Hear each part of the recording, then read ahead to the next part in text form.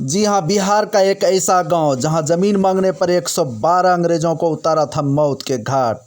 भागलपुर जिला अंतर्गत बिहपुर सोनवर्षा के किसानों ने सोनवर्षा मुखिया के घर पर किसान सभा बुलाकर बड़े आंदोलन की धमकी दी है। किसानों ने कहा है कि एक बार अंग्रेजों ने यहाँ की ज़मीन पर कब्जा करने की कोशिश की थी। हमारे किसानों ने यहाँ 122 अंग्रेज़ों की हत्या कर दी थी। फिर हमारी ज़मीन पर बिहार सरकार कब्जा जमाने की कोशिश कर रहे हैं। अब आर या पार की लड़ाई होगी, इसलिए फिर वही खूनी खेल होगा। मर जाएंगे या मार देंगे, पर ज़मीन नहीं देंगे। इस दौरान किसानों ने कहा कि पहले अंचलाधिकारी का घेराव करेंगे, मांगें अगर पूरी नहीं हुई तो आंदोलन और उग्र करेंगे। सुनिए यहाँ के किसानों ने क्या कहा।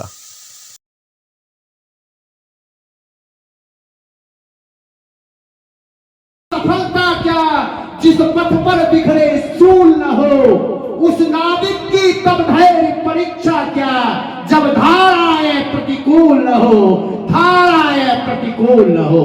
हम विपरीत धारा में भी नौका को कुशलता पूर्वक निकालने के लिए कृत संकल्पित है और किसान की एकता इस बात का सबसे बड़ा प्रमाण पेश कर रही है। ये इनकलाबी नारा इस बात का प्रमाण देगी। किसान बंधुओं, नारा लगाया जा रहा है, अब उसके समानांतर जो नारे की दूसरी कड़ी है उसको जोड़ेंगे।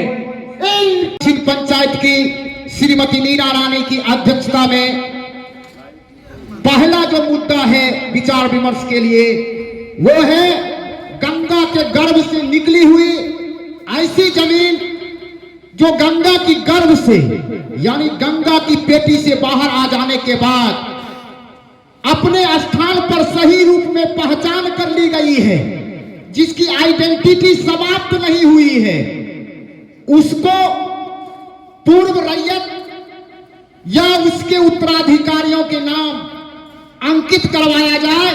क्योंकि उसको बिहार सरकार ने अपने नाम अंकित करवा रखा है। इसकी जो आगामी रणनीति होगी रैयतों या उसके उत्तराधिकारियों के नाम दर्ज कराने को लेकर के, उस परिप्रेक्ष्य में जो आंदोलन किया जाएगा उसकी रूपरेखा तैयार करना ये पहला विचार विमर्श है। आगामी रणनीति आंदोलन की तैयार होगी, उसके आधार पर हम लोग चरणबद्ध आंदोलन करने के लिए कटिबद्ध होंगे, प्रतिबद्ध होंगे। ये फैसला हम यहां लेंगे। और आज ये जो सम्मेलन है इसमें मुख्य रूप से 2 एजेंडे को शामिल किया गया है और सम्मेलन के नियमानुसार जो लोकतांत्रिक व्यवस्था में सम्मेलन की भूमिका रही है, उसके जो प्रोटोकॉल रहे हैं, उसके जो संवैधानिक नियम कानून रहे हैं, उसके तहत पहले एजेंडा को पास कराना पड़ता है। हमने जो आयोजक मंडल है उन्होंने 2 एजेंडे को प्रमुखता के साथ इसमें शामिल किया है। यहाँ उपस्थित किसान भाइयों में से, बहनों में से अगर किसी को किसी और प्रस्ताव को जुड़वाना हो तो वो प्रस्ताव पेश करेंगे और सहमति से या पूर्ण सहमति से या बहुमत के आधार पर अगर वो प्रस्ताव पास होगा तो उसको हम एजेंडे में शामिल करेंगे। अभी हम जो ये आयोजन मंडल के द्वारा जो ये मुद्दा शामिल किया गया है उसको आप लोगों के बीच पेश करता हूं।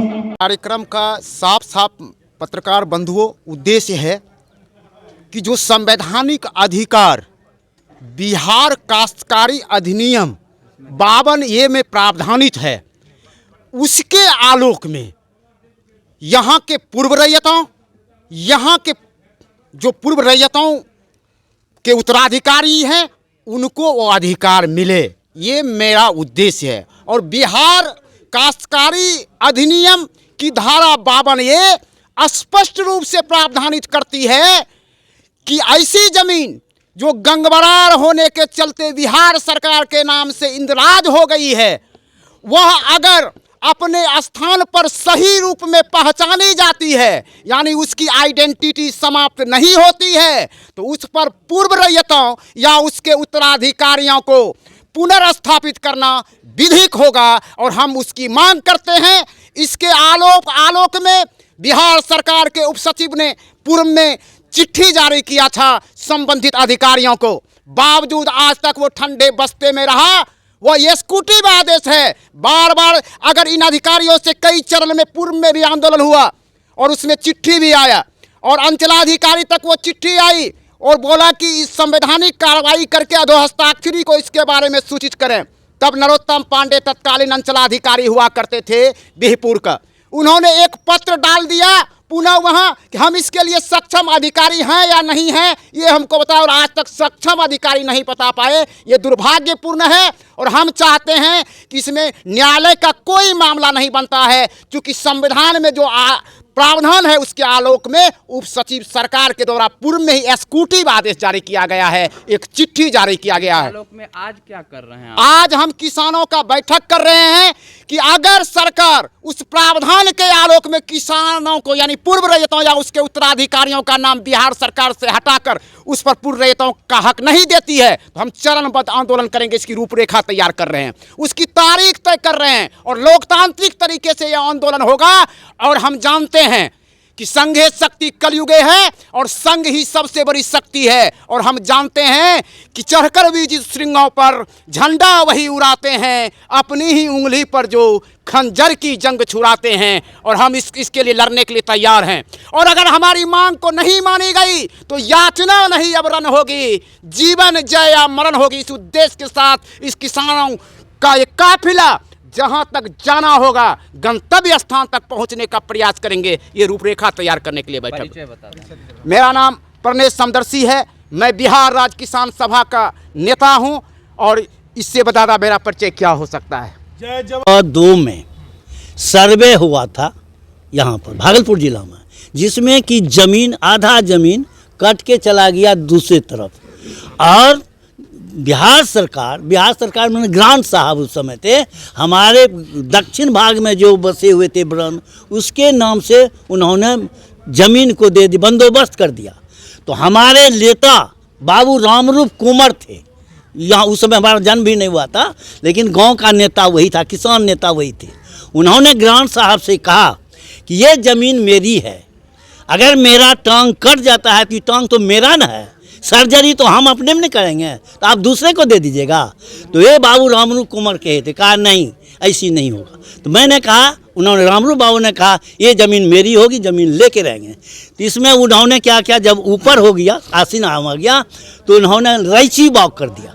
तो हमारे गांव का सभी आदमी जाके रैची काटना शुरू कर दिया। रैची काटने के बाद उन्होंने क्या, पुलिस आया, पुलिस को 102 122 खून हुआ, जिसमें उसका जाल जब लगा तो बराड़ी में 22 तो लाश को मिला उन्होंने। तो 22 खूनिया हम लोग कहते हैं। 122 खून किनका हुआ था? किनका? बिलोचिया का हुआ था, ग्रांट साहब का सिपाही को था, अंग्रेज का हुआ था। हमारा एक तो नहीं मरा था, हमारे सोनबरसा का एक भी नहीं मरा था, सब उन्हीं को मारा था। इसके बाद 22 खूनिया हम कहे, हमारा जमीन, हमारे जो इस गांव के जो थे जेल में थे। बाबू रामरूप कुंवर अंगूठा का निशान दिए थे, गरीब था और किसान था, लेकिन उनके नेतृत्व में हमारा समूचा सोनबरसा लड़ गया। तो अंत में उन्होंने खेत ऊत बेच करके प्यारदास भाग, उस समय बंगाल का सबसे बड़ा बारिस्टर था, उसको ला करके अथी किया, केस जीत गए। तो पुनः बिहार सरकार, ग्रांट साहब पूर्णिया जिला और भागलपुर जिला दोनों सर्वे कराया। सर्वे करने पर 1923 में नक्शा फाइनल हुआ। 24 में, आज जो है 24, इस 24 में हम लोगों को नक्शा मिल गया, वो नक्शा है।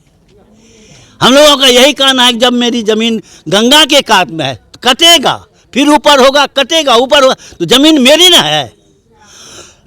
तो ये सरकार अंधी, जमीन आपको नहीं मिलती है तो क्या करेंगे? हम नहीं करेंगे तो उसके लिए पहले हम उसको मारेंगे नहीं, पहले हम मरेंगे, इसके बाद भी हम उसको मारेंगे। जो ज़मीन पाएगा उसको हम चढ़ने नहीं देंगे, औरत हो या मर्द हो, कोई भी हमारे ज़मीन पर चढ़ जाएगा तो हम बर्दाश्त नहीं करेंगे उसको। आप अंचलाधिकारी के पास जाने की बात कर रहे थे, क्या करेंगे वहाँ? वहाँ जाके पूछेंगे कि आप सरकार के निचला पदाधिकारी हैं, जरा ये जो हमारा मेमोरेंडम है वो आप डीएम को दीजिए। बड़े को नहीं देंगे, डीएम मुख्यमंत्री को देंगे, वहाँ भी देंगे। आप घेराव की बात कर रहे हैं? हाँ, घेराव करेंगे। इनका पहले तो सीओ वीडियो का करेंगे यहाँ, इसके बाद हम अनुमंडल को करेंगे, इसके बाद जिला को भी, कलेक्टर को भी हम नहीं निकलने देंगे। जब वो अधिकार से लेस है, हथियार से लेस है, फिर भी मैंने यहाँ आया था तो हमने कह दिया था कि आप अधिकार से लेस हैं, हथियार से लेस हैं, लेकिन मनोबल से आफत नहीं है, हम लड़ेंगे। उसके बाद भी नहीं हुआ मांग पूरा तो क्या करेंगे? तब लड़ाई करेंगे, तब तो हमारा खेत है जो आएगा काट देंगे, खेत पर हम चढ़ने नहीं देंगे। क्या ये लोकतांत्रिक हाँ, परिभाषा तो होगी? यही होगी। जब आप खाने के लिए नहीं दीजिएगा तो अन्न के लिए मरिए जाएंगे, तो मार के मरेंगे। मेरा नाम रामशरण यादव है, मनिहारी हाई स्कूल का भूतपूर्व हेडमास्टर थे। मेरा घर सोनबरसे है। जितना है ना सब हमसे छोटे हैं। किसान में इसमें क्या पोस्ट है आपका? इसमें भारतीय कम्युनिस्ट पार्टी का नेता है, हम नेता हैं कम्युनिस्ट पार्टी का।